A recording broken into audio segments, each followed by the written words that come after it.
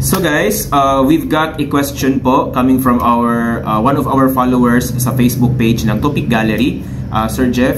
So asking some recommendation and tips kung paano daw po ba maipasa yung TOPIK exam. So for the information of everybody po, TOPIK exam is the test of proficiency in Korean.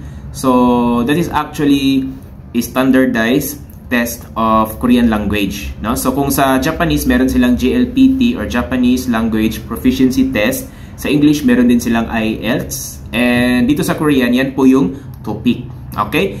And it's actually different po from the EPS TOPIK, ha. Okay? So kasi may iba nalilito.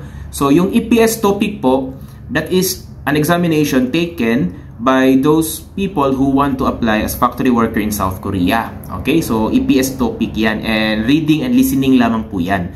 And the TOPIK one is different po siya kasi the purpose kung bakit ka magti-take ng TOPIK is, una, pwede mo siyang magamit if you want to apply for for student visa in South Korea. So if you are planning to study in South Korea, so some of the universities may require you to secure first TOPIK certificate like this. Okay, because after you pass the examination, you can receive certificate, and the certificate actually reflects the score that you get from the examination. Okay, so yun po isa sa mga usage niya. And also the second usage, pwede mo din siyang magamit if you are just curious about your current level in the Korean language. So kasi it can test your proficiency nga, okay? And also guys, if you are teaching Korean language, so it is better, hindi naman siya actually required, but it is better for you to have a TOPIK certificate because it can indicate kung gaano ka kaalam sa tinuturo mo. Okay? Kasi hindi basta-basta maipasa yung TOPIK, especially TOPIK 2, no? My first time nung nag-take ako niyan, it was actually 2021 or 2022. Nakalimutan ko na yung exact na day. I think 2021 sa sa UP, okay? And that was my first time. Actually divided siya sa dalawang categories, no? So TOPIK 1 and TOPIK 2. So for TOPIK 1, that is for beginners kasi hanggang level 2 lang siya. And sa TOPIK 2 naman, level 3, 4, 5, and 6. 6 yung pinakamataas.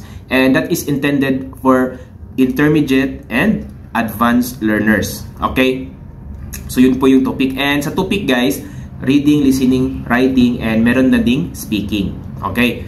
So, yun po. And my experience about this one is, mahirap siya guys. Kasi, yung topics actually niya is coming from different, yung mga topic niya dito is halimbawa, politics, law, science, ganun, biology. So, kahit ano na lang guys, history, economy, ganun. So, economics, statistics. So, ang dami niyang, ang dami niyang topics, kahit saan na lang napupunta. So, that is why you have to be, you have to broaden also your knowledge if you want to pass the TOPIK 2. Okay, TOPIK 2 kasi yung guys pinupunto natin dito. Kasi yung TOPIK 1 is actually same lang siya with the EPS TOPIK. So ngayon, yun nga, and way back 2022, 2023 guys, nung nasa Korea ako, buong taon yun, maraming beses ako nag-take ng TOPIK exam. Kasi you can take naman even if you pass now. For example, nag-take ka ng TOPIK exam tapos based on your score, level 4. So if you want to upgrade, no, ganun, or if you want to level up, so it might be magti-take ka na naman on the next examination, and then your goal is to achieve level 5 hanggang ma-achieve mo yung level 6. So yung sa part ko naman guys, the main purpose kung bakit ako nagti-take, even though may mga certificates na ako sa TOPIK, same lang naman siya, nagdi-differ lang yung mga scores, pero same lang talaga siya guys, same lang yung muka. And the validity also, 2 years. The main reason kung bakit palagi ako nagti-take, kasi dati halos every 3 months nagti-take ako, kasi sa Korea guys, I think sa isang taon 4 na beses ata, correct me if I'm wrong, 4 na beses sa isang taon pwede kang mag-take ng TOPIK. Oo. So ayun, So, nagtitake ako that time. And the main purpose nga is, wala lang, gusto ko lang makapasok sa mga universities and gusto ko lang ma-feel kung ano yung environment inside in the Korean classroom. Okay? So, gala na rin. Okay? So, yun po. So, sa awa ng Diyos, pumasa naman ako. Okay? I've got good results naman. Okay? And now, I'm going to share to you the books that I used when I was preparing for the examination. So, ito yung pinakaunang book na nabili ko, guys. So, kasi itong book is meron siyang English translation pa. So, if you are starting, I advise na pwede mong bilhin itong book na ito. Online ko siya nabili, guys. Ayan, papakita ko na lang. Ayan. Okay. So, maganda itong book na ito. For the content, guys, you can actually download a PDF copy sa internet. Meron siya. Okay? So, search mo na lang. And also, nagda-download din ako ng mga PDF sa tawag nito, sa internet, and then piniprint ko siya tulad nito. So, it's a book also, guys. Ayan. Din-download ko siya and then print at tapos pinabookbind. So, ito naman is puro na siya questions, no? Ayan. So, nakikita ninyo, guys. No? Ganun kahaba yung question sa topic 2. Talagang, ano na siya, madugo. So, and also this one, this book, Topic Master. So, I also like this book kasi puro na siya questions, mga mock exams, guys. Okay? And also, this is the book, guys, na binigay sa akin ng teacher sa akin sa Korea. KIIP teacher ko siya. So, KIIP is actually different din. No? So, kasi when I was in South Korea, guys, I also studied Korean language course through the KIIP program of the government of Korea. So, libre lang. So, yun, nilubos-lubos ko na. And nalaman ng teacher ko, guys, na nagpe-prepare ako for topic. So, yun, binigyan niya ako ng book. And this is good for writing, guys. So, ito yung book na ginagamit ko to practice for writing. Meron na rin kasi siyang mga questions and mga model answers. Okay? So, kasi sa topic exam, you have to write essay.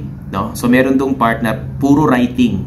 No? So, meron mga questions and gagawa ka ng answer mo, no? Ng essay. So, example of the questions is, halimbawa, what are the advantages and disadvantages of the artificial intelligence or the AI? Ganun. No? So, meron mga ganung tanong. So, ikaw naman, gagawa ka ng essay, ano yung advantages at saka disadvantages. So, and also, ito kasi, guys, formal writing. So, you will be able to know what are those words that cannot be used in formal writing.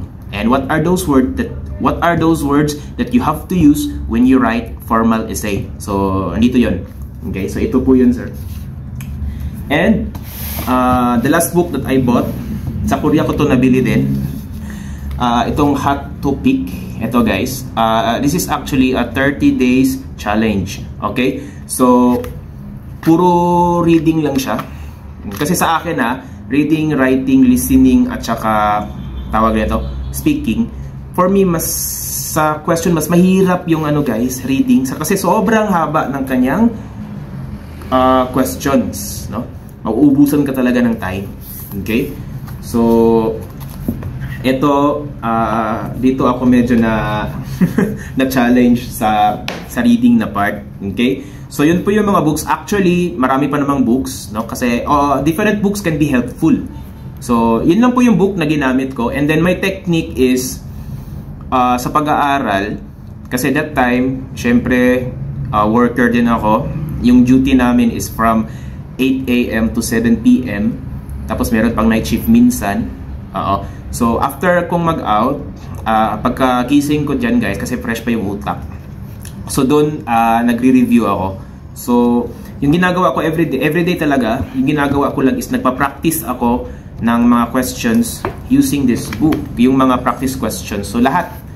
So, pag may nakita akong question, yan, pinapraktisan ko. So, yung ginagawa ko po is, ayun, first is, halimbawa, focus muna ako dito sa book. So, pag itong book lang yung ginamit ko, so, hindi mo na pakikialaman yung other books. Focus muna ako dito. Then, pag natapos ko na siya, So ito na naman. Okay? And then pag natapos ko na naman to, ito naman. And then there's time na isang book lang yung natapos ko, examination na. So wala akong magawa kundi to take the exam kung ano man yung kaya ko. So yun na lang. Okay? So yun po yung technique ko, sir. Wala po akong ibang technique na masasabi kong ano, kasi wala talaga technique. The only technique talaga is to spend a lot of time. Kasi naniniwala naman ako na hindi ka gagaling sa isang bagay kung hindi ka mag-spend ng time mag-practice para dyan. Okay? So, I hope, sir, this helps. And ano lang talaga, sir, you have to do it every day. Yes, every day. Kahit nakaka-boring pa yan, every day. So, yun po yung ginagawa ko.